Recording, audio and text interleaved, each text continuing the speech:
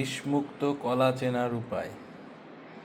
দেখুন দর্শক, এই কলাটির এই কলা পাকার আগে এই কলার যে বোটা এই অংশটুকু কিন্তু শুকিয়ে গেছে।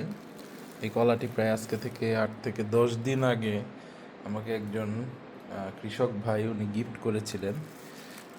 তো সেটা আমি নিয়ে এসে রেখেছিলাম কোরবানি ঈদের আগে, কিন্তু কলাটি আসলে পাকছিল না, সবুজ হয়েছিল। তো আমি ভাবছিলাম যে হয়তো পাকবে কি না।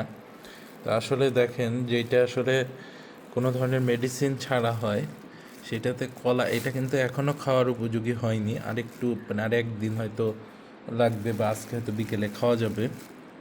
কিন্তু কলা পাকার আগে এই বোটাটা দেখেন, এটা কিন্তু শুকিয়ে গেছে। এটাই হচ্ছে যে মেডিসিন ছাড়া কলা পাকানোর যে জাগ দিয়ে পাকানো হয় আর কি। আমি এই পলিথিনের ভিতরে রেখে দিয়েছিলাম, ভিতরে মানে ভিতরে একদম গিট দিয়ে।